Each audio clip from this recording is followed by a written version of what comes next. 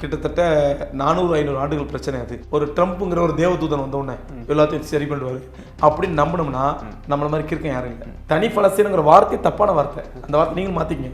பலஸ்தீனம் தான் உனக்கு தேவை, தனி இஸ்ரேல்னு சொல்லிட்டு போகும். நம்மளும் யூதம் எடுத்த வாந்தியை நம்மளுங்க தின்னாங்க. அதான் உண்மை.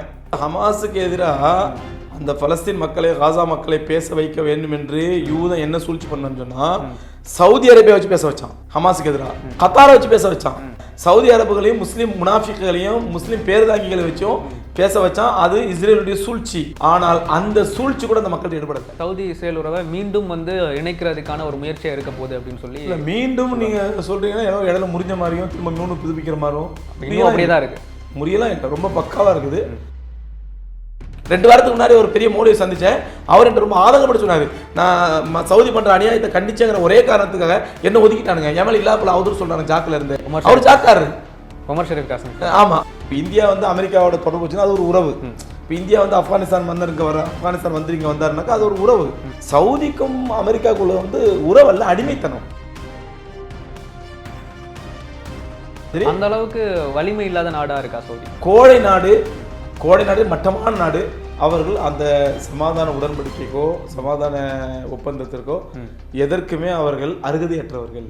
இதுல ஹமாஸுக்கு பெரிய வெற்றி. காசா முஸ்லீம் வெற்றி பெற்றவங்க, இழந்தது முஸ்லீம்களா இருக்கலாம், ஆனா வெற்றி பெற்றது முஸ்லீம்கள். சவுதியில மக்கா மதினாங்க அந்த 2 ஹரம் மட்டும் இல்லைன்னாக்கா அவன் அமெரிக்காவோட கேவலமானவங்க. சவுதியை விட இந்திய முஸ்லீம்கள் 100 மடங்கள்ல 1000 மடங்கு ராகத்தா இருக்கும். 1000 மடங்கு சிறப்பாக இருக்கு சவுதி இங்க இந்தியாவில்.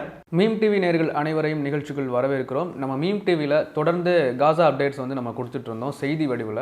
இன்றைக்கி இருந்து நேர்காணல் வழியாக இன்னும் நிறைய தகவல்களை உங்களுக்கு வழங்குறதுக்காக, அரசியல் தெளிவோடு புரிதலோடு நிறைய தகவல்களை வழங்குறதுக்காக நாம் என்ன செய்ய போகிறோம்னா, நேர்காணல் வழியாக இன்றிலிருந்து நம்ம பயணிக்க போகிறோம். இதில் நிறைய சிறப்பு அழைப்பாளர்கள், விருந்தினர்கள் கலந்துக்க போகிறாங்க. அந்த அடிப்படையில் இன்றைக்கி நம்ம நிகழ்ச்சியில் நம்மோடு இணைகிறார் மௌலவி ஷம்சுதீன் காசிமி அவர்கள். அவர்களை நிகழ்ச்சிக்குள் வரவேற்கலாம். அஸ்ஸலாமு அலைக்கும் ஹபீப். அமெரிக்கா தொடர்ந்து போர் நிறுத்தம் நீடிக்கும் அப்படின்னு சொல்லிட்டே இருக்காங்க. ஆனால் இஸ்ரேல் தொடர்ந்து தாக்குதல் நடத்திட்டே இருக்கிறத பார்க்க முடியுது. அமெரிக்க துணை அதிபர் JD வான்ஸ் இஸ்ரேலுக்கு பயணமாயிருக்கிறாரு. என்ன சொல்றாரு அப்படின்னு சொன்னால், நெதன்யாகு போர் நிறுத்தத்தை மீறிடுவாரோ அப்படின்னு சொல்லி பயமாக இருக்குது, அதனால நான் போய் பேச்சுவார்த்தை நடத்த போகிறேன்னு சொல்லி போய் அங்கே சில விஷயங்கள்லாம் நடந்ததை பார்க்க முடியுது. அதை பற்றி சொல்லுங்கள். ஆக்சுவலாக இது எல்லாமே ஒரு சூழ்ச்சி நாடகம். சரி.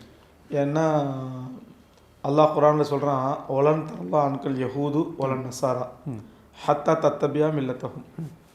யூதர்களாக இருந்தாலும் சரி, கிறிஸ்தவர்களாக இருந்தாலும் சரி, நபியே அவர்கள் ஒருபோதும் உங்களுடைய விஷயத்திலே சாட்டிஸ்ஃபை ஆக மாட்டார்கள், திருப்தி அடைய மாட்டார்கள்.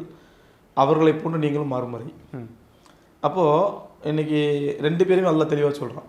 இந்த யூத கிறிஸ்தவர்கள், அது ட்ரம்ப்பாக இருக்கட்டும் அல்லது நெத்தன்யாகுவாக இருக்கட்டும், 2 பேரை பற்றி அல்லாஹ் சொல்கிறான். இவங்களோட இயல்பு என்னன்னு சொன்னால், நீ என்னதான் சமாதான உடன்படிக்கை, சமாதான பேச்சுவார்த்தை, சமாதான ஈடுபாடு என்று ஈடுபட்டாலும் சரி, அவர்கள் அந்த சமாதான உடன்படிக்கைக்கோ சமாதான ஒப்பந்தத்திற்கோ எதற்குமே அவர்கள் அருகதையற்றவர்கள் அப்படின்னா அதன் பொருள்பட தான் அந்த அர்த்தம். ஏன்னா அந்த ரசூலுல்லாஹி ஸல்லல்லாஹு அலைஹி வஸல்லம் நடந்த சம்பவம், அந்த நேரத்தில் ரசூலுல்லாவுக்கு கைடன்ஸ் ஆகிற அந்த ஆயத்து, இது எல்லாத்தையும் ஒப்பிட்டு பார்க்கும்பொழுது அவர்கள் நம்பிக்கைக்குரியவர்கள் அல்ல. சரி, இது 1400 வருஷத்துக்கு முன்னாடி அல்லாஹ் சொன்னது. இது ட்ரம்ப்பை வச்சோ நெத்தன்யாஹு வச்சோ சொல்லப்பட்டது அல்ல. 1400 வருஷம் முன்னாடி அல்லாஹ் சொன்னது. இன்னைக்கு எவ்வளோ தெளிவாயிட்டுருதுன்னு சொன்னால், ஐநா சபையினுடைய முன்னாள் ஜெனரல் செக்ரட்டரியாக இருந்தவர் கோஃபி அன்னான். சரி, அவர் ஒரு முறை ஐநா சபை ஜெனரல் செக்ரட்டரிங்கிறதே அமெரிக்காவுடைய கைப்பாவையாக தான் இருப்பாங்க. அவங்களுக்கு ஒரு டம்மி போஸ்ட் தான் அது. அவரே ஒரு முறை நொந்து போய் சொன்னார், என்னுடைய நாலேஜுக்கு தெரிஞ்சவரை இதுவரை 450 ஒப்பந்தங்களை இஸ்ரேல் மீறி இருக்கிறது. 450க்கு மேற்பட்ட ஒப்பந்தங்களை இஸ்ரேல் மீறி இருக்குது. இஸ்ரேல் அந்த ஒப்பந்தத்தை உடைச்சு நடந்திருக்குது அப்படின்ட்டு. அப்போ இந்த அமைதி ஒப்பந்தங்கிறதுலாம் அவங்கள ஆசுவாசப்படுத்தி கொள்வதற்கான ஒரு வாய்ப்பாகத்தான் அவர்கள் பயன்படுத்தி கொள்வார்களே தவிர அது ஒரு உண்மையான அமைதி ஒப்பந்தம் கிடையாது. அதுலேயும் இப்போ இந்த 2வது ட்ரம்ப் இருக்கிறானே, இவனை பொறுத்தவரை, இந்த ட்ரம்ப்பை பொறுத்த வரைக்கும் இவன் கிறுக்க மட்டுமல்ல, ஒரு பேய் பிடிச்ச கிறுக்கேன்.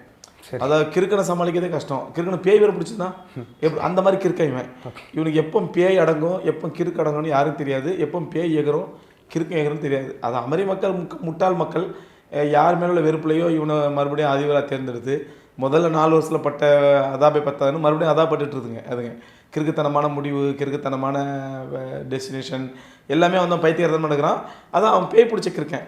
இதே கிறுக்கன் தான் சொன்னால் ஒரு வருஷம் முன்னாடி சொன்னால் காசாவை நான் வந்து சுற்றுலா பகுதி ஆக்க போகிறேன் சொன்னார். ரியல் எஸ்டேட் பூமி இல்லை இப்போ சமீபத்தில் கூட காசாவை வந்து இல்லாமல் ஆக்கிடுவேங்கிற மாதிரி சவால்லாம் நிறைய.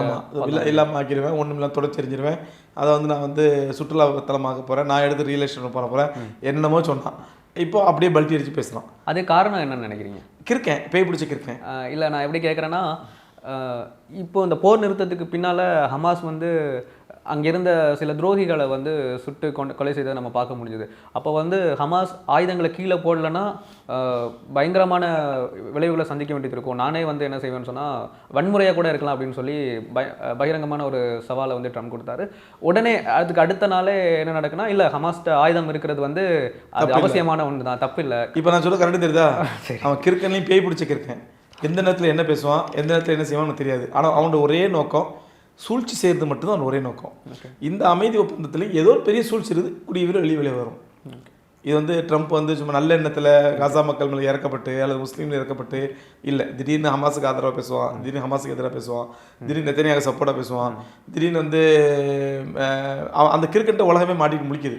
இப்போ உதாரணத்துக்கு சொல்ல, நம்ம இந்தியா மோடி வந்து ட்ரம்ப்புக்கு ரொம்ப க்ளோஸ் ஃப்ரெண்டு. பழைய ஆட்சியில் ரொம்ப க்ளோஸ் ஃப்ரெண்டு. எந்த அளவுக்குன்னா, அங்கே ட்ரம்ப் ஒரு பெரிய மாநாடு நடத்தி மோடியை வச்சு பிரச்சாரம் பண்ண வச்சாங்க எலெக்ஷன் டைமில். அந்தளவுக்கு ஒரு மை குட் ஃப்ரெண்டுனாரு, மை பிக் பிரதர்னாரு, என்னென்னமோ சொன்னாங்க. பூஜை கூட நடத்தினாங்க அங்கே ட்ரம்ப் வச்சு பூஜை நடத்தினாங்க. அங்கே மோடியை கூப்பிட்டு போராட்டம் மாநாடு நடத்தினாங்க. எல்லாம் நடந்துச்சு, எல்லாம் இருந்தவர். அப்படிப்பட்ட ட்ரம்ப்பு இப்போ டகால்னு பாகிஸ்தான் சப்போர்ட்டாக மாறினேன்னா, அப்போ ஏன் வந்து ட்ரம்ப் வந்து எதுலேயுமே நம்ப முடியாது, நம்பிக்கைக்குரியவன் அல்ல. ஏன்னா அவன், அதாவது நான் எப்படி புரியுதுன்னா, ஒரு கன்னிங் ஃபெல்லோலாம் இல்லை, நான் ஒரு மென்டல் கிறுக்கேன். எந்த நேரத்தில் எந்த முடிவு எடுக்கிறதுனே தெரியாது. ஒரு தகுதி இல்லாத ஒருத்தனை கொண்டு போய் உலகத்தின் மிகப்பெரிய தலைமை பீடத்தில் அமெரிக்க மக்கள் உட்கார வச்சுட்டாங்க, இந்த ஜனநாயகம் உட்கார வச்சிருச்சு. அதனுடைய விளைவை இன்னைக்கு உலகம் அனுபவிச்சுட்டு இருக்குது. அப்போது இஸ்ரேல் வந்து போர் நிறுத்தத்தை மீறதில் அவர் எப்படி ஆச்சரியப்படுறதுக்கு எதுவும் இல்லையோ, அதே மாதிரி ட்ரம்பை வந்து கண்டிப்பாக 100%. அதாவது இன்னைக்கு நேற்று காசாவை துடை தெரிவுண்டவன் இன்னைக்கு காசா மக்களுக்கு ஆதரவாக பேசுவான், நாளைக்கு மறுபடியும் காசா துடை தெரிவு சொல்றதுக்கு ரொம்ப நேரம் ஆகும். அதனால ட்ரம்ப் வந்து முழுக்க இது சூழ்ச்சி. அவனுக்கு வந்து அவனோட ரியல் எஸ்டேட் பிஸ்னஸ் பெரிய அளவு நடக்கணும். அதுக்கு என்ன பண்ணணுமோ என்ன அவனுக்கு தெரியும். அமெரிக்கா அதிபருக்கு 4 வருஷம் தான், அதுக்கப்புறம் இவர் இருப்பானா வேற யாரும் வரணும் தெரியாது. ஆனால் அதற்கு பிறகும் தான் கோலோச்ச வேண்டும் என்றால் தன்னோட பிஸ்னஸ் தான் தனக்கு நிரந்தரமானது. அப்போ தன் பிஸ்னஸ்க்கு என்ன லாபம்னு பார்த்து அந்த லாபத்தின் அடிப்பில் ஏதாவது முடிவு பண்ணிருக்கலாமே தவிர, இல்லைன்னா இது வந்து அமைதி எண்ணத்திலேயோ நல்ல எண்ணத்திலேயோ செய்யப்பட்ட ஒரு முடிவு அல்ல. ஓகே, இப்போது காசாவுடைய ஸ்டேட்டஸ் என்ன?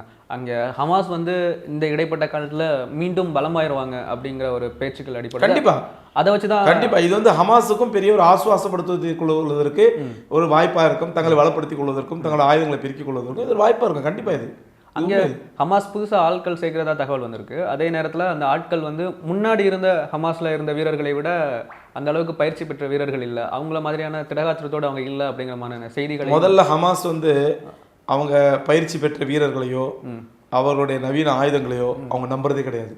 சரி, முதல்ல அதை புரிஞ்சுக்கணும். ஹமாஸை பொறுத்த வரைக்கும் அவங்க பயிற்சி பெற்ற வீரர்கள் நம்புறதில்ல, அவங்களுடைய அமீரையும் நம்புறதில்லை. இந்த அமீர் தான் நம்மளை காப்பாற்றுவார் அப்படின்னு அமீரையும் நம்புறதில்லை, அவங்களோட ஆயுதங்களையும் நம்புறதில்லை. அவங்க நம்புறது அல்லாஹ் மட்டும்தான்.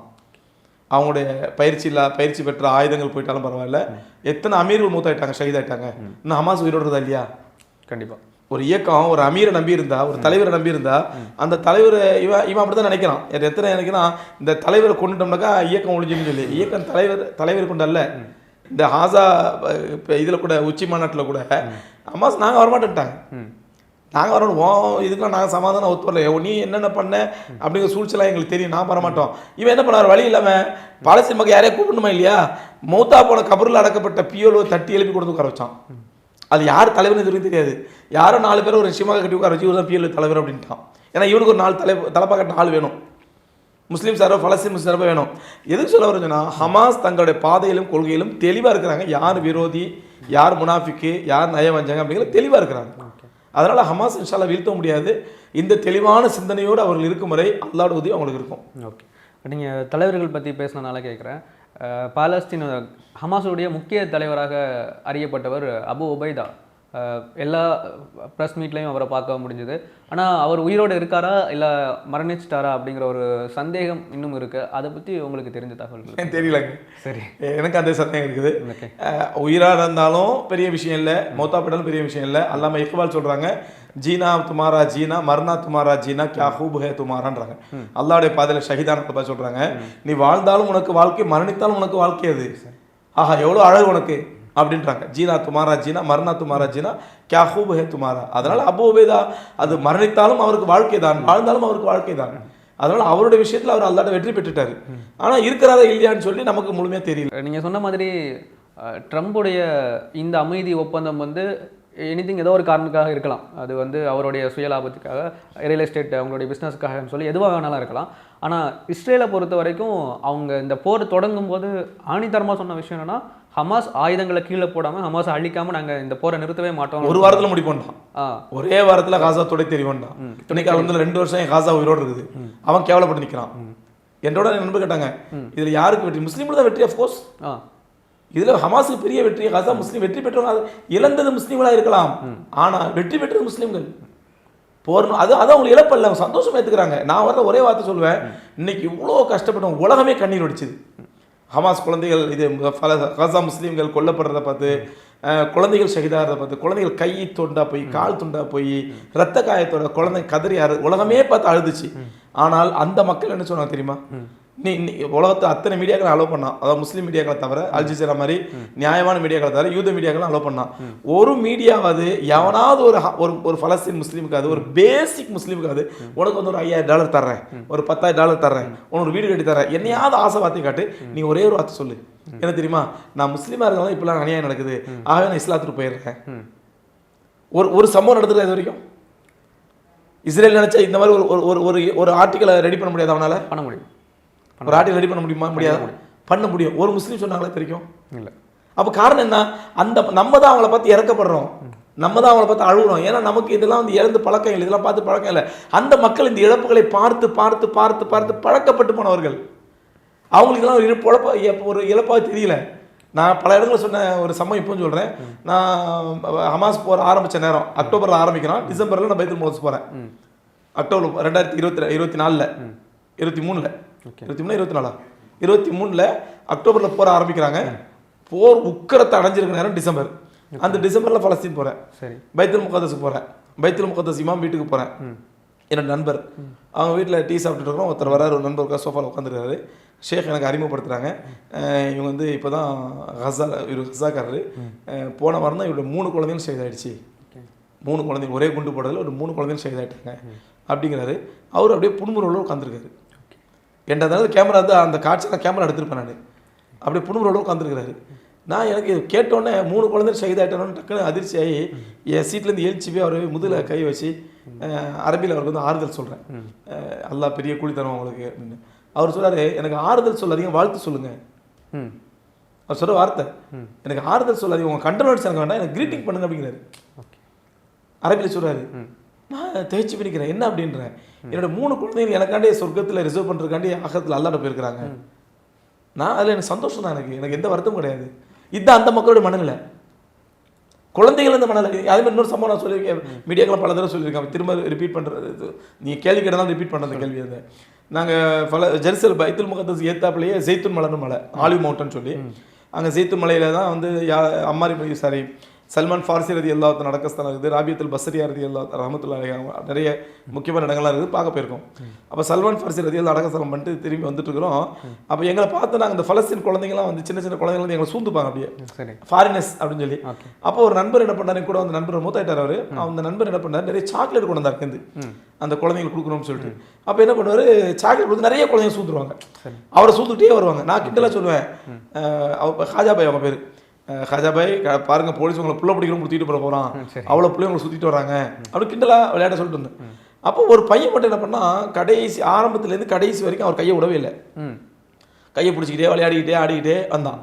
அப்போ ஒரு கட்டம் ஒரு 2-3 மணி நேரம் அங்கே இருக்கிறோம், அந்த ஜெய்து மலையில் இருக்கிறோம், இங்கே போகிறோம் அங்கே போகிறோம், எல்லா இடத்தையும் கூடவே வராங்க பையன். மற்ற பசங்க சாக்லேட் வாங்கினாங்க, போனாங்க, சலான் சொன்னாங்க, முசா வச்சாங்க, போயிட்டாங்க. இந்த பையன் கூடவே இருக்கும். அப்போ மௌனா இந்த பையன் நல்ல பையனை தெரியானே, நம்ம ஊருக்கு கூட்டு போயிடலாமா அப்படின்னு கேட்குறாரு. அப்போ நான் அந்த பையன் அரபில் கேட்குறேன், அரபில் சொல்கிறேன், உன்னை வந்து ஊருக்கு கூட்டு போயிடாதான், நீ இந்தியாவுக்கு வந்துடுறியா அப்படிங்கிற. உடனே அந்த பையன் வந்து இந்தியா எங்கே இருக்குது அப்படிங்கிறான். அப்போ இவர் ஃபோன் எடுத்து மேப்பில் காட்டுறாரு, இதுதான் பலஸ்தீனு, இதுதான் இந்தியா, நீ எங்கள் ஊருக்கு வந்துடு அப்படிங்கிறாரு. அப்போ அந்த பையன் சொல்கிறான், நான் இந்தியாவுக்கு வந்துடுறேன், அங்கே வந்து எனக்கு என்ன தருவீங்க அப்படிங்கிற. ஒரு 6-7 வயசு பையன், அங்கே என்ன தருவீங்க, எனக்கு என்ன கிடைக்கும் அப்படிங்கிற மாதிரி அரபியில் கேட்குறான். மஹ்சூல்னா எனக்கு என்ன கிடைக்கும், நான் எனக்கு என்ன தருவீங்க, இந்த மாதிரி அர்த்தம், என்ன கிடைக்கும் எனக்கு அப்படின்னா.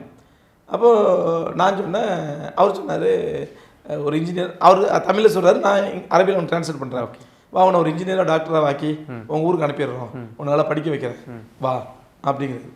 அப்போ இன்னொரு சாத்தி பக்கத்தை கூட ஓடிந்து, மோனா அப்பெல்லாம் கூட்டு போக முடியுமா மோனா, அப்போ நம்ம 2 பிள்ளைங்களை கூட்டு போகலாம், ஏங்க வச்சு விளையாட்டு கேட்டு இருக்கிறாங்க, அப்பெல்லாம் கூட்டு போக முடியாதுங்க அப்படின்ட்டு. சரி, நான் அவருக்கு பதில் சொல்லிட்டு அந்த பையனை பார்க்குறேன். இவன் சொல்கிறான், நான் இங்கே இருந்தேன்னா அடுத்த வருஷமோ அல்லது அதுக்கு அடுத்த வருஷமோ எனக்கு ஷஹாத்து கிடைக்கும், அங்கே வந்து அது கிடைக்குமா?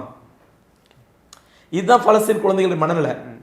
குழந்தைகள் வந்து பெரியவங்க வரைக்கும் அத்தனை பேருடைய மனநிலை இதுதான்.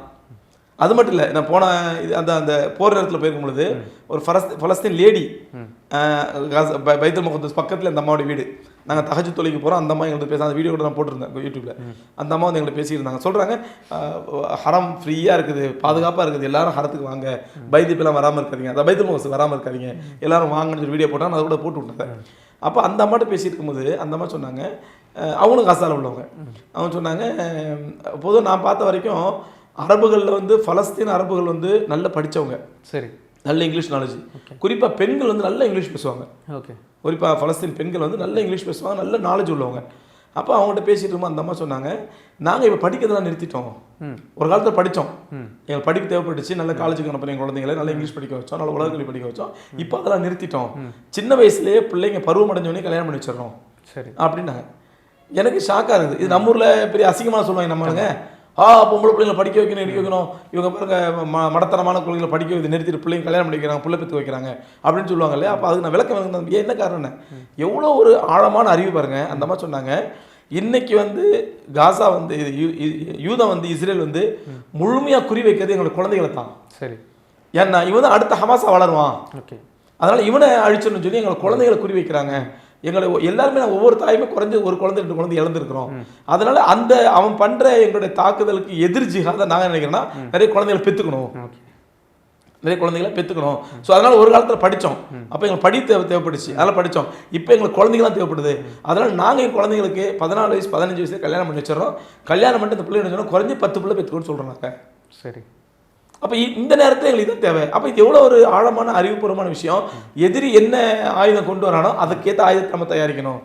அவன் குழந்தைகளை குறி வச்சு கொடுக்குறானா, நான் குழந்தைகளை பற்றிட்டே இருப்போம். அப்போ இந்த மாதிரி ரொம்ப ஆழமான சிந்தனை உள்ளவங்க.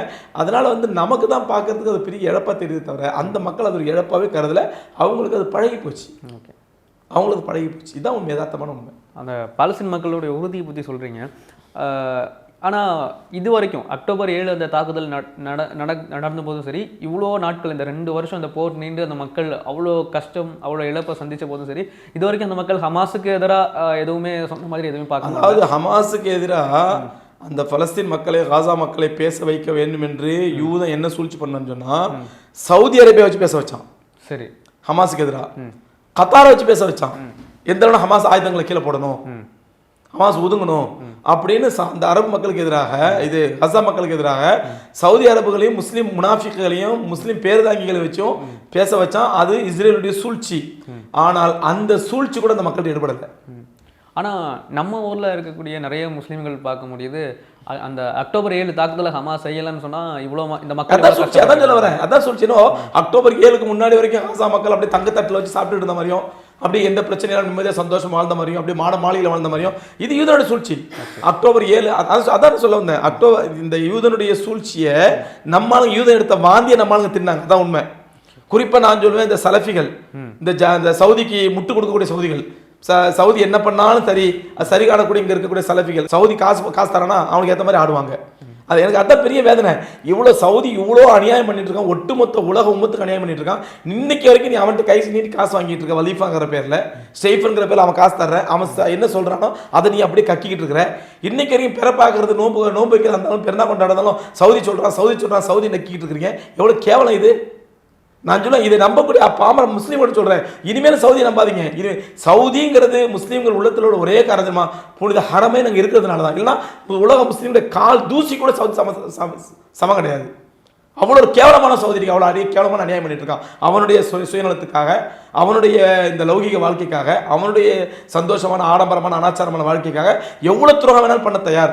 ஏங்க, அதாவது இஸ்ரேல் வந்து இவங்க அடிக்கிறான், காசாவை அடிக்கிறான், அப்போ வாய் மூடி சும்மா இருக்கிறான்.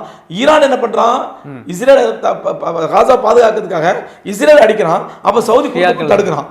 ஷியாக்கள்னு சொல்லி சவுதி குறுக்க போந்து அந்த ஆயுதம் அந்த மிசைல் வராமல் தடுக்கிறான். அப்படி எவ்வளோ கேவலம் உனக்கு, எவ்வளோ ஒரு உலக மோகம் உள்ளத்தில் இருந்து இஸ்லாத்தின் மேலே முஸ்லீம் வெறுப்பு இருந்தா ஒரு யூதம் செய்யக்கூடிய ஹரமான காரியத்தை நீ செஞ்சுட்டு இருக்கிற. சவுதி சொல்லிட்டேன்னா சவுதி முட்டு கொடுக்கணும்.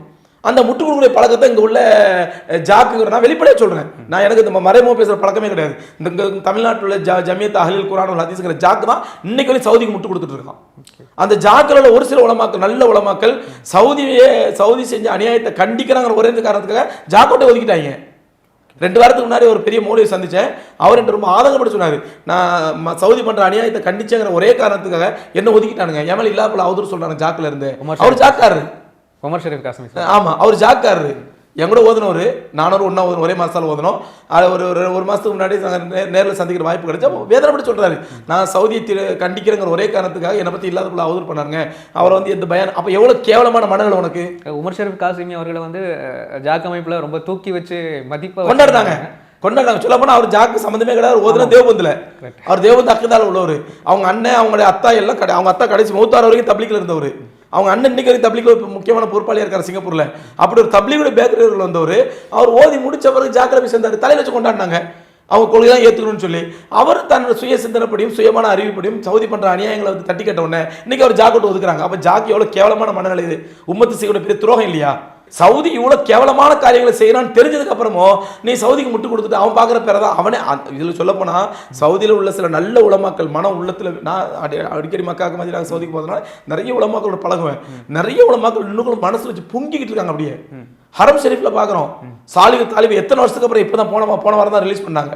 என்ன நியாயம் பண்ணார் அவரு? அழகான இமாம், அற்புதமான இமாம். என்ன அநியாயம் பண்ணார் அவர்? மெம்பர்ல நின்று என்ன சொன்னாரு, பெண்கள் கார் ஓட்ட அலோ பண்ணிட்டீங்களே, இதனால எவ்வளவு ஃபித்னாக்கள் நடக்கும் அப்படின்றாரு. அப்படியே மெம்பர்ல குத்துபா ஓதிட்டு அப்படியே கொண்டு போய் ஜெயிலில் தள்ளினாங்க. 10 வருஷம் முன்னாடி இருட்டு ஜெயிலில் கிடந்தாரு. இருக்காரா மூத்தாப்பட்டது யாருக்குமே தெரியாது. இவ போன ரிலீஸ் பண்ணியிருக்கான். சோது சுரைம் என்ன பண்ணாங்க, என்ன அநியாயம் பண்ணாரு? 32 வருஷம் அரமலை இமாமா இருந்தவர். அவ்வளோ அழகான கராத்து, அவ்வளோ அழகான மனுஷன். என்ன காரணம்? அவன் MBS சொல்றதை கேட்க மாட்டேன்டாரு, ராஜினாமா பண்ணிட்டு போயிடலாம், அரெஸ்ட் பண்ணிட்டு வந்தாரு, பயந்து போய் ராஜினாமா பண்ணிட்டாரு. இல்லை, இதெல்லாம் பார்க்கும்போது நம்ம இந்தியா வந்து இந்த அளவுக்கு ஒன்றும் கருத்து சுதந்திரத்தை வந்து அப்படி நசுக்குன மாதிரி தெரியல. நீங்கள் அப்படிலாம் சொல்லாதீங்க. சவுதியை விட இந்திய முஸ்லீம்கள் 100 மடங்கள்ல 1000 மடங்கு ராகத்தா இருக்கும். 1000 மடங்கு சிறப்பாக இருக்கு சவுதி. இங்கே இந்தியாவில் சவுதி சும்மா சொல்கிறேன் இல்லையா, சவுதியில் மக்கா மதினாங்க அந்த 2 ஹரம் மட்டும் இல்லைண்டாக்கா அவன் வந்து அமெரிக்காவோட கேவலமானவங்க. சவுதி வந்து அமெரிக்காவோட கேவலமானவன். அந்த 2 ஹரம் இருக்கிறதுனால அதனுடைய கண்ணியத்தை கவனிச்சு நம்ம முஸ்லீம்கள் சரி, நம்முடைய ஹரமுடைய புனிதமான பூமி இருக்குது, கண்மணி நாயம் ஸல்லல்லாஹு அலைஹி வஸல்லம் பிறந்த பூமி, வளர்ந்த பூமி, இஸ்லாம் பரவிய பூமி அப்படிங்கிற அந்த ஒரு கண்ணியத்துக்காக தவிர இல்லைன்னு சொன்ன 2 ஹரம் மட்டும் இல்லைன்னு சொன்னால் இப்போன்னு சொல்கிறேன், சவுதி அமெரிக்காவோட ஒரு கேடுகட்ட நாடு. ஓகே ஷேக், குறிப்பாக இந்த இஸ்ரேல் அரபு நாடுகளுடைய உறவு அப்படின்னு ஒன்று இருக்குது. அதுலேயும் குறிப்பாக சவுதி இஸ்ரேலுடைய உறவுன்னு சொல்லி அவங்களுடைய அந்த நட்பு அப்படிங்கிறது இருக்குது. அது சில காலங்களாக அதில் சில விரிசல் ஏற்பட்டதை நம்மளால் பார்க்க முடிஞ்சுது. ஆனால் வரக்கூடிய நாட்களில் சவுதியினுடைய பட்டத்து இளவரசர் மஹமூத் பின் சல்மான் வந்து அமெரிக்கா செல்ல போகிறாரு, வெள்ளை மாளிகையில் ட்ரம்பை சந்திக்கிறாரு. இது வந்து சவுதி இஸ்ரேல் உறவை மீண்டும் வந்து இணைக்கிறதுக்கான ஒரு முயற்சியாக இருக்க போகுது அப்படின்னு சொல்லி. மீண்டும் நீங்கள் சொல்கிறீங்கன்னா ஏதோ இடையில முறிஞ்ச மாதிரியும் திரும்ப மீண்டும் புதுப்பிக்கிற மாதிரியும் அப்படியே தான் இருக்குது. முறியெல்லாம் இல்லை, ரொம்ப பக்காவாக இருக்குது, உறுதியாக இருக்குது சவுதிக்கும் அமெரிக்கா. அதாவது நீங்கள் இது வந்து உறவல்ல.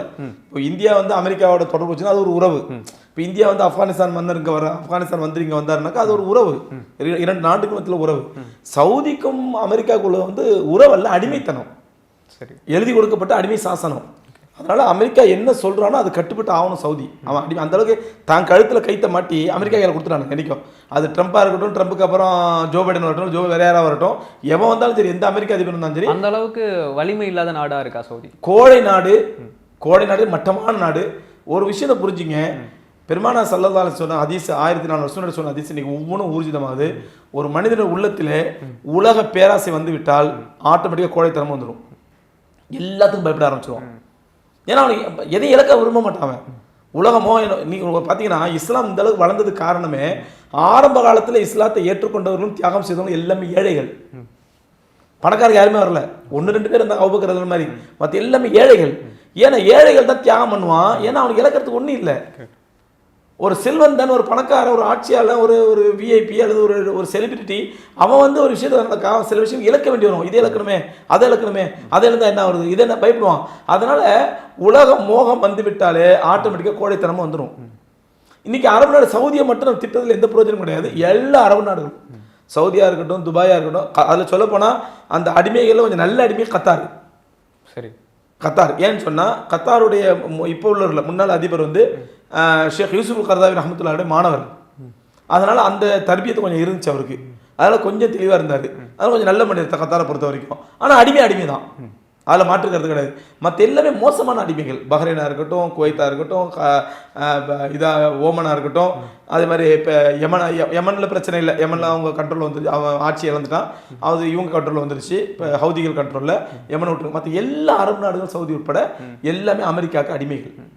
ஏதாவது உலக முஸ்லீம்கள் கொந்தளிக்கிறாங்க, அந்த அரபு நாடுலாம் இப்படி இருக்குதே, இப்படி கொந்தளிச்சானா உடனே ஒரு மாநாடை கூட்டுவாங்க, கூட்டு 2 அறிக்கையை விடுவாங்க, கண்டிக்கிறோம், தண்டிக்கிறோம், எச்சரிக்கை விடுக்கிறோம் அப்படிங்கிற விராவசம் பேசுவாங்க. பேசிட்டு மந்தி சாப்பிட்டு காவா குடிச்சிட்டு எழுச்சி போயிடுவாங்க. கத்தார் தாக்கப்பட்ட போது கூட அறிக்கை மட்டும் தானே வெளியே, அது அவ்வளோதான் அறிக்கை. இப்போ கத்தாரில் கூட்டினாங்களே, கத்தார் அடித்த பிறகு, கத்தார் அடி வாங்கினதுக்கு அப்புறம் கத்தாரில் கூட அப்போ தான் பேசினேன், அரபு நாடு இன்னும் வேணும், இவன் இன்னும் திருந்த மாட்டான், இவ்வளோ உன்னை ஏமாற்று பண்ணி துரோகம் பண்ணி அமெரிக்கா தான் சொல்ற, ட்ரம்ப் தான் சொல்கிறான் கத்தார் அதிபர்கிட்ட, நீ வந்து சீஸ்ஃபயர் பண்ணுறதுக்காண்டி பேச்சுவார்த்தைக்கு ஏற்பாடு பண்ணு, அதுக்கு ஹமாஸ் எல்லாம் வரவையே அப்படிங்கிறான். இவர் உடனே என்ன பண்ணா, சரி ஓகே, ஏன்னா கத்தார் பெரும்பாலும் அமைதி ஒப்பந்தம்லாம் அதிகமாக கொஞ்சம் முன்னெடுப்பான், கொஞ்சம் ஆர்வத்தோடு செய்வான். அதனால் ஹமாஸை கூட வர வச்சான். ஹமாஸுக்கு ஒரே வார்த்தை கேட்டாங்க, இது நீங்களா முன்னெடுக்கிறீங்களா இல்லை அமெரிக்கா சொல்லி முன்னெடுக்கிறீங்களா? ட்ரம்ப் தான் என்ன சொன்னாரு. அப்படியா? ஏன்னா ஹமாஸ் வந்து ரொம்ப அறிவா இருந்தவங்க, ரொம்ப ஆக்கப்பூர்வமாக பல அனுபவப்பட்டவங்க. அவங்களுக்கு தெரியும் இது இவரா முன்னெடுத்தா நம்மளுடைய ரியாக்ஷன் வேற மாதிரி இருக்கணும், ட்ரம்ப் சொல்லி முன்னெடுத்தா ரியாக்ஷன் வேற மாதிரி இருக்கணும். என்ன நடந்துச்சு, அவங்க என்ன எச்சரிக்கையோட இருந்தாலும் அதான் நடந்துச்சு. என்ன பண்ணாங்க, ட்ரம்ப் சொல்லி பண்றியா, அப்போ எங்களுடைய மேல்மட்ட தலைவர்களாம் வரமாட்டோம், முதல் சிட்டிங் கீழ்மட்ட தலைவர்கள் அனுப்புறோம், அதுக்கப்புறம் அடுத்த சிட்டிங் நாங்கள் வர்றோம் அப்படின்ட்டா. இல்லை நீங்கள் மேல்மட்டத்தில் எல்லாம் வாங்க, ஒரு முடிவு எடுக்கணும். இவர் எவ்வளோ கேட்குறாரு, நீங்கள் ஏற்பாடு பண்ணுறீங்களா சொல்லுங்க, நாங்கள் வர்றோம். ட்ரம்ப் ஏற்பாடு பண்ணுறோன்னா நாங்கள் வரமாட்டோம், எங்களை கீழ்மட்டத்தில் அனுப்புவோம். ஏன், அவங்களுக்கு தெரியும் ட்ரம்ப் வர வச்சிருக்காண்டா என்ன வேணாலும் சூழ்ச்சி பண்ணுவான். அல்லாஹ் குர்ஆன் சொல்ற வலன் தரலான்கள் யஹூது வல நஸாரா, நீ என்னதான் சமாதானத்துக்கு போனாலும் சரி அவன் சமாதானத்தை பாதுகாக்க மாட்டான், சமாதானத்தை மீறுவான், உடன்படிக்கை மீறுவான். அது அவனுடைய இயல்பு. ரத்தத்தோட ஊறி போன துரோகங்கிறது, நம்பிக்கை துரோகங்கிறது, அது ஹமாஸ் தெளிவாக விளங்கி வச்சிருக்காங்க. எவ்வளோ பாடுபட்டிருக்காங்க இஸ்ரேல், அவங்களுக்கு தெரியாது அவங்களுக்கு. உடனே என்ன பண்ணாங்க, கீழ்மடுத்தலாம். இவங்க எதிர்பார்த்த மாதிரி நடந்துச்சு. அவங்க கத்தாரில் வந்து பெரிய பெரிய தலைவர்கள் வந்து நினச்சிட்டு என்ன பண்ணிட்டான், இஸ்ரேலில் சொன்ன வந்துடுறாங்கப்பா நீ வேலையை ஆரம்பினா, அவன் குண்டு தூக்கி போட்டான். கீழ்மட தலைவர் மட்டும் தான் ஷஹீதானாங்க, மேல்மடத்துலலாம் உஷாராக பாதுகாக்கப்பட்டாங்க. காரணம் அவங்களுக்கு தெரியும் இந்த மாதிரி துரோகம் பண்ணுவாங்க. இவ்வளோ பட்ட வருத்தமாக துரோகம் தெரிஞ்ச பிறகும் நீ கண்டிக்க வேண்டாமா, இதை திட்ட வேண்டாமா, நான் அமெரிக்காவை சப்போர்ட் பண்ணணும்னு சொல்லணுமா? உடனே எல்லாத்தையும் கூட்டினானுங்க, ஒரு மாநாடு நடத்தினானுங்க, காவா குடிச்சானுங்க, மந்தி தின்னானுங்க, ஆட்டை தின்னானுங்க, மாட்டை தின்னானுங்க, தின்னுபிட்டு எச்சரிக்கை விட்டுட்டு கழிச்சு போயிட்டாங்க, முடிஞ்சு போச்சு. இதானே அரபு நாடு செஞ்சுட்டு இருக்குது. காரணம் அத்தனை பேருக்குமே உலக மோகம். நான் சொல்ல ஒரே வார்த்தை, கண்மணி நாயகம் ரசூலை கரீம் ஸல்லல்லாஹு அலைஹி வஸல்லம் 1400 ஆண்டுகளுக்கு முன்பாக சொன்ன ஒவ்வொரு வார்த்தையும் இன்னைக்கு நிரூபணமாயிட்டு இருக்குது. உலக மோகம் உள்ளத்தில் வந்துச்சுன்னா நீங்கள் கோழை ஆயிடுவீங்க. இன்னைக்கு உலக மோகம் வந்துருச்சு, எல்லா அரபு நாடும் கோழை ஆயிட்டாங்க, அமெரிக்கா காலில் போய் அடிமையாக விழுந்துருக்காங்க. தன்னோட மக்கள், நாட்டு மக்களை வந்து பாதுகாக்க வேண்டிய கடமை வந்து அந்த அரபு நாட்டு ஆட்சியாளர்களுக்கு இருக்குதானே. அப்போது நம்ம ஏதாவது ரியாக்ஷன் பண்ணோம் அப்படின்னு சொன்னால் அது தன்னுடைய நாட்டு மக்களுக்கு பிரச்சனையாகும் அப்படின்னு சொல்லி அரபு நாடுகள் நாட்டு மக்களையும் ராஜா எவ்வளியோ மன்னர் எவ்வளியோ மக்கள் அவ்வளி அதானே. மன்னரும் மக்களை எப்படி ஆக்கி வச்சிருக்கானா, ஏதாவது பிரச்சனைண்டா ஒன்றும் இல்லை. இடையில வந்து எகிப்தில் பிரச்சனையாச்சு, ஹுஸ்னி முபாரக் ஆட்சியில் எகிப்தில் பிரச்சனையாகி அந்த தஹரீர் ஸ்கொயர் அதில் பெரிய புரட்சி வெடிச்சு போராட்டம் பண்ணி ஹுஸ்னி முபாரக் ஓடி போயிட்டான். அந்த இடத்துல லிபியாவில் பிரச்சனை நடக்குது, ஒவ்வொரு அரபு நாடுல பிரச்சனை நடந்துட்டு இருக்கும்போது டக்குன்னு சவுதி மன்னர் எடுத்து என்ன பண்ணான், எல்லா சவுதி பிரஜைகளுடைய அக்கௌண்ட்லையும் 10,000 ரியாலை போட்டு விட்டான். என்ன சொன்னா, அவர் மன்னர் போய் வெளிநாட்டில் போய் இது பண்ணிட்டு வந்தாரு, சிகிச்சை பண்ணிட்டு வந்தாரு, அவருக்கு நல்லபடியாக உடம்பு நல்லா ஆயிடுச்சு, அந்த சந்தோஷத்தை எல்லாத்துக்கும் கொடுக்குறாருனா அவனுக்கு என்ன பையன் இங்கே அந்த மாதிரி புரட்சி வந்துட போகுது அப்படின்னு சொல்லிவிட்டு டக்குன்னு எல்லாத்துக்கும் 10,000 ரியாலை அக்கௌண்ட்ல போட்டான். அப்படியே அணைஞ்சு போச்சு. அவனுக்கு தெரியும் தீயை அணைக்கக்கூடிய மருந்து அவன் கையில இருக்குது, மருந்து இருக்குது. அது இந்த உலகமாகும். உலக மோகம், அவ்வளோதான். அடுத்து ஏதாவது சவுதி மக்கள், அரபு மக்கள் ஏதாவது புரட்சி எடுக்கிற மாதிரி வந்தாங்கன்னா உடனே அடுத்த ஒரு சலுகைத்துக்கு வீசுவான். உனக்கு 10,000 தரேன், அது தரேன், இது தரங்குவான். மக்கள் ஆஃப் ஆயிடுவாங்க. ஏன்னா மன்னருக்கு உலக மோகம் மாதிரி மக்களுக்கு உலக மோகம். இவனோட வீக்னஸ் உலக மோகம்னு சொன்னா மக்களுடைய வீக்னஸ் உலக மோகம் தான். ஸோ அதனால அவன் மக்களை பற்றின கவலையே இல்லை அவனுக்கு. இந்த மக்கள் போராடுவாங்களோ எழுச்சி வந்து அதை பற்றின கவலை இல்லை. அப்படியே எழுச்சி வந்தாலும் அதை அணைக்கக்கூடிய மருந்து அவன் கையில் இருக்குது. இப்போ இன்னைக்கு ஸ்டேட்மெண்ட் சொல்கிறாங்க, சவுதி ஏதாவது காசாவை ரீகன்ஸ்ட்ரக்ஷன் பண்ணுறது பற்றி கேட்கும்போது முறையான அரசியல் உடன்பாடு இல்லாமல், அதாவது காசா வந்து பலஸ்தீன் வந்து தனி நாடு அப்படிங்கிற அந்தஸ்து அறிவிக்கப்படாமல் நாங்கள் வந்து என்ன செய்ய மாட்டோம், ரீகன்ஸ்ட்ரக்ஷன் பண்ண மாட்டோம். அகைன் வந்து இஸ்ரேலுக்கும் அதே கோரிக்கை, தனி நாடு வைக்காமல் நாங்கள் வந்து இஸ்ரேலோட எந்த உறவையும் பேண மாட்டோம் அப்படின்னு சொல்லி சவுதி சொல்லியிருக்கேன். நான் ஒன்று சொல்லவா, கிட்டத்தட்ட 400-500 ஆண்டுகள் பிரச்சனை அது. ஒரு ட்ரம்ப்புங்கிற ஒரு தேவதூதன் வந்த உடனே எல்லாத்தையும் சரி பண்ணுவார் அப்படின்னு நம்பினோம்னா நம்மள மாதிரி கிறுக்கம் யாரும் இல்லை. நமக்கு வரலாறு தெரியல அர்த்தம். 400-500 வருஷம் வரலாறு, துரோக வரலாறு. அவங்க ஆரம்பத்தில் முஸ்லீம்கள் பண்ண பெரிய மிஸ்டேக் என்னன்னா, பலஸ்தீன் மக்கள் ஏமாந்துட்டாங்க. எப்படி ஏமாத்தணும்னு சொன்னா, பொருளாதார வட்டியை வச்சு அந்த மக்கள் அந்த நேரத்தில் உணரல, வட்டியை வச்சு ஏமாந்துட்டாங்க. இன்னைக்கு உஷாராயிட்டாங்க, தௌபா செஞ்சுட்டாங்க, உஷாராயிட்டாங்க. இது உலக முஸ்லீம்களும் பெரிய படிப்பினை. வட்டிங்கிறது எவ்வளவு மோசமான ஹராமான காரியங்கிறதுக்கு அல்லாஹ் கொடுத்த தண்டனை அந்த மக்களுக்கு. இது என்ன பண்ணாலும் சின்ன இடத்த போய் காசா மக்கள் இவன் ஒண்ணுக்கு டபுளா என்ன பண்ணா கடன் கொடுத்தான் பலஸ்தீன் மக்களுக்கு. இஸ்ரேல் போய் அந்த கடனுக்கு ஆசைப்பட்டு என்ன பண்ணாங்க, தங்க பூமி எழுதி கொடுத்தாங்க. பூமி எழுதி கொடுத்தாங்க வட்டியின் பேர்ல. என்னாச்சு, வட்டி கட்ட முடியல, பணத்தை கொடுக்க முடியல, இடத்தை எழுதி வாங்கிட்டான். அப்படி பிடிச்ச இடம் தானே பலஸ்தீனுங்கிறது, ஆக்கிரமிக்கப்பட்ட இடம் தானே. அப்படிதான் முதல்ல பிடிச்சான். அது பிடிச்ச பிறகுதான் 500 வருஷம் அந்த மக்கள் போராடுறாங்க, இழந்த பூமியை மீட்கிறதுக்கு போராடுறாங்க. எக்கச்சக்கமான இழப்புகள். ஆனா அவங்க எதை இழந்தாலும் சரி, எல்லா இழப்புகளுக்கும் காரணமா இருக்கக்கூடிய ஈமான் தான் ஒரே காரணம். அதை மட்டும் அவங்க இழக்க தயாராக இல்லை. இந்த மன உறுதி, இந்த ஈமான உறுதி இருக்கும் வரை எந்த அமெரிக்க ட்ரம்ப் வந்தாலும் என்ன சூழ்ச்சி பண்ண முடியாது. அந்த மக்கள் தெளிவா இருக்கிறாங்க. இதுக்கு தீர்வு கிடைக்க வேண்டாம், அல்லாவா நாடி ஒரு தீர்வு கொடுத்தா உண்டே தவிர ட்ரம்ப்பை வச்சோ அல்லது சவுதியை வச்சோ அரபு நாடுகளை வச்சோ அல்லது வந்து நெத்தன்யாஹுவை வச்சோ தீர்வு கண்டிப்பா கிடைக்கும். கண்டிப்பா. ஹமாஸ் பத்தி நிறைய தொடர்ந்து பேசிட்டோம். இப்போ ஈரான் விஷயத்துக்குள்ள வரலாம்னு நினைக்கிறேன். ஈரான் வந்து தொடர்ந்து ஹமாஸுக்கு ஆதரவா இருக்கிறதுக்கான ஒரு காரணம் என்ன? இன்னொன்று, இஸ்ரேலுக்கும் ஒரு பெரிய எதிரியாக, சமாளிக்க முடியாத எதிரியாக இப்போ ஈரான் உருவெடுத்திருக்கு. ஹெஸ்புல்லா வந்து எல்லா ரீதியாகவும் ஆயுதங்கள் ரீதியாகவும் சரி, படைபலத்தோடும் சரி இன்னைக்கு நிற்கிறாங்க அப்படின்னு சொல்லும்போது இதை எப்படி புரிஞ்சுக்கிறது, இது ஏன் அப்படின்னு சொல்லுங்கள். ஈரானை பொறுத்த வரைக்கும் உலகளாவிய உலமாக்கள், உலக அரசியல் ஆய்வு பண்ணுறவங்க, அவங்க மத்தியில் 2 விதமான மனநிலை இருக்குது. ஒன்று வந்து ஈரான் பண்ணுறதும் நல்ல ஈமானிய அடையாளம். அவன் வந்து ஷியா என்ன வந்துருப்போம், ஈமானுடைய அடையாளம். அவன் ஒரு முஸ்லீம் நாடு. இன்னைக்கு எந்த அரபு நாட்டுமே இல்லாத ஒரு வீரம், ஒரு இல்மு, ஒரு அறிவு. அதே இடத்துல எதிரிகளை அமெரிக்கா முதல் கொண்டு இஸ்ரேல் முதல் கொண்டு கண்ணில் விரலூட்டு ஆற்றக்கூடிய அளவுக்கு ஒரு ஒரு தைரியமான ஒரு பின்னணியும் அதற்கான ஆயுதங்களும் அவன்கிட்ட இருக்குது. ஒரு முஸ்லீம் நாட்டில் இருக்கும் பொழுது முஸ்லீம்களுக்கு உண்மையிலே ஒரு ஆறுதலான விஷயம்.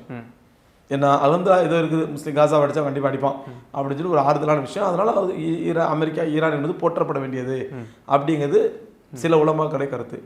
இன்னும் சில உலமாக்கள் சொன்னால் இல்லை ஈரானை நம்ப முடியாது, அவன் ஷியா, அவன் வந்து குழம்பிய குட்டையில் மீன் பிடிக்க பார்க்குறான். சரி, ஏன்னு சொன்னால் இப்போ காசா குழம்பி போய் கிடக்குது.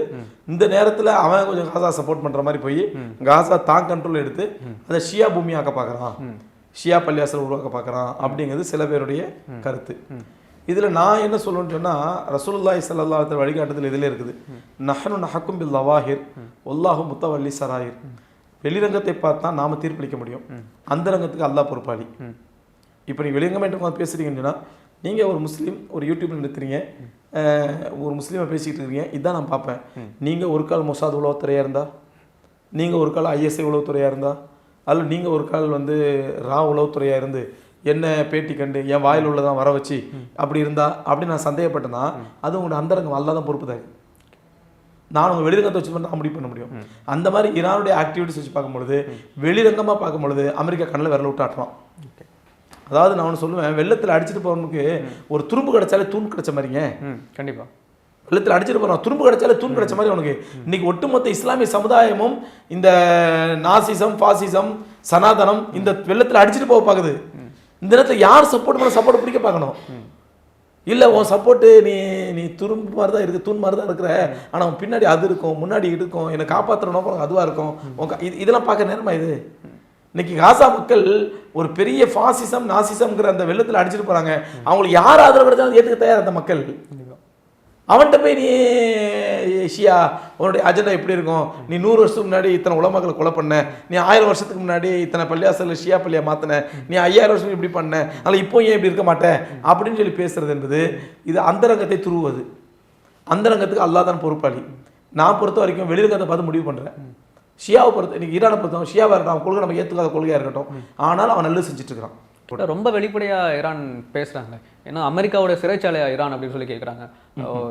எந்த காரணத்துக்கு எங்களால் பார்த்துட்டு இருக்க முடியாது, நாங்கள் வந்து ஆயுதங்கள் ரீதியாக இப்போ முன்ன விட பலமாயிட்டோம் அப்படின்னு சொல்கிறாங்க.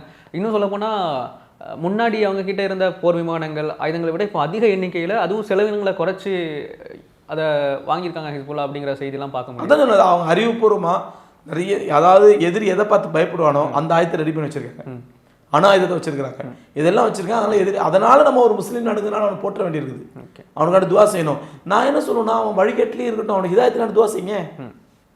அவனுடைய அஜெண்டா ஹிடன் அஜெண்டா இருக்கட்டும், அதை மாற்றத்துக்கான துவா செய்வோம், அல்லாஹ் நல்ல பற்றி தான் துவா செய்வோம்.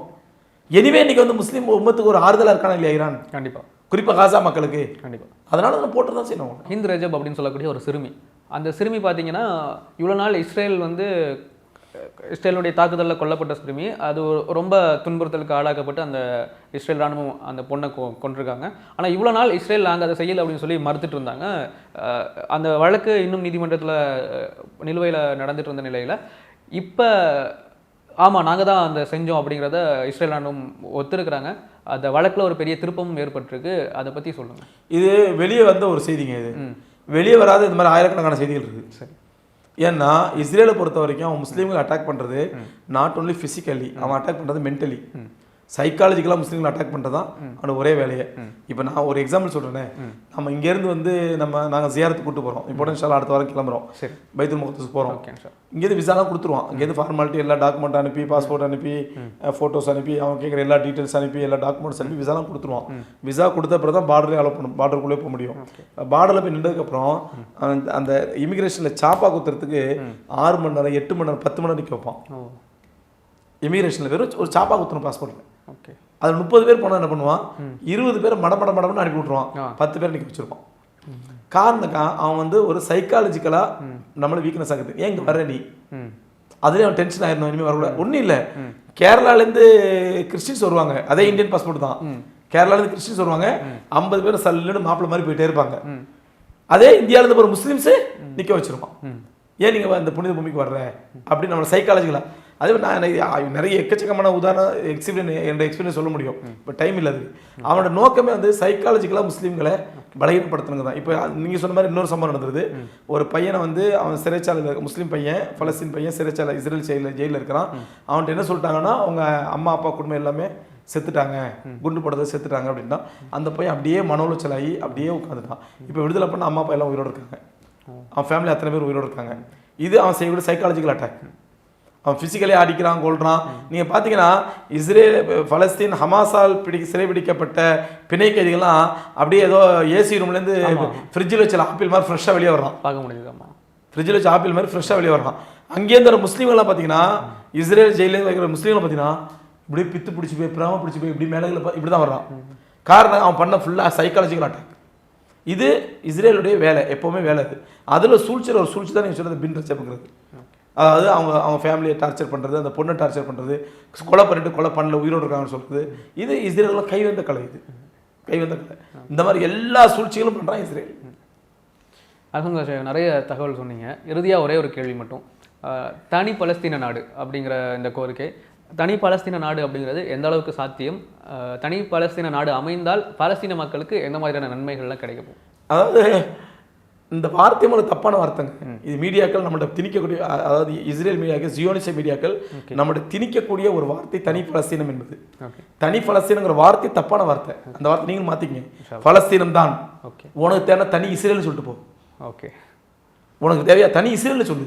நீ ஆக்கிரமிச்சவன் அவன் எந்த மாதிரி மாடல். அதாவது நம்ம பாபரி மசூதி விஷயத்தை பார்த்தீங்கன்னா, இங்கே உள்ள இந்த விபச்சார மீடியாக்கள் நான் அந்த விலை போன விபச்சார மீடியாக்கள் விவி மீடியாக்கள் சொல்லுவேன். சரி. இந்த விவி மீடியாக்கள் முதல்ல பாபரி மஸ்ஜித் பூமி, பாபரி மஸ்ஜித் பூமின்னா அப்போ என்ன டிஸ்பியூட்டட் லேண்டு, பிரச்சனைக்குரிய பூமி, பிரச்சனைக்குரிய பூமின்னா அப்புறம் என்ன சொன்னா ராம ஜென்ம பூமின்னா. இது இந்த மீடியாக்கள் நம்மளுடைய சைக்காலஜிக்கலா நம்மளை மைண்ட் செட் வரக்கூடிய கொண்டு வரக்கூடிய ஒரு சூழ்ச்சி. அந்த மாதிரி சூழ்ச்சி தான் யூதம் பண்ணிட்டு இருக்கிறான். தனி பலஸ்தீனம் என்பது தப்பான வார்த்தை. அது பலஸ்தீனம் தான், அது தனிலாம் கிடையாது. உனக்கு தேவை நான் தனி இஸ்ரேல் சொல்லிட்டு போ, நாங்கள் இஸ்ரேல் தனியாக அந்த பக்கம் இருக்கிறோம் அப்படின்னு சொல்லிட்டு போ. நீ ஆக்கிரமிச்சு எடுத்து ஒளி, தனி இஸ்ரேல் சொல்லு, தனி பலஸ்தீனம் சொல்லாது. அது பலஸ்தீனம் தான் நாடு. அந்த பலஸ்தீனம் அவர்கள் இறக்கப்பட்டால் உனக்கு தனி இஸ்ரேல் கொடுப்பாங்க, எடுத்துட்டு போ. அது நடக்கலாம், வாய்ப்பு இருக்குது. இஸ்ரேல் பலஸ்தீனம் தான் பலஸ்தீனம், அதில் தனி பலஸ்தீனம் கூட்டு பலஸ்தீனம் அப்பெல்லாம் ஒன்றுமே கிடையாது. பலஸ்தீனம் தான் தேவை, தனி இஸ்ரேல் சொல்லிட்டு போட்டோம். ஓகே, அல்ஹம்துலில்லாஹ் ஷேக், நிறைய கருத்துக்கள் சொன்னீங்க, நிறைய தெளிவுகள் கிடைச்சது. தொடர்ந்து நிறைய நேர்காணல்கள் உங்களோட சந்திக்கணும்னு விரும்புகிறோம். நல்லது. அஸ்ஸலாமு அலைக்கும்.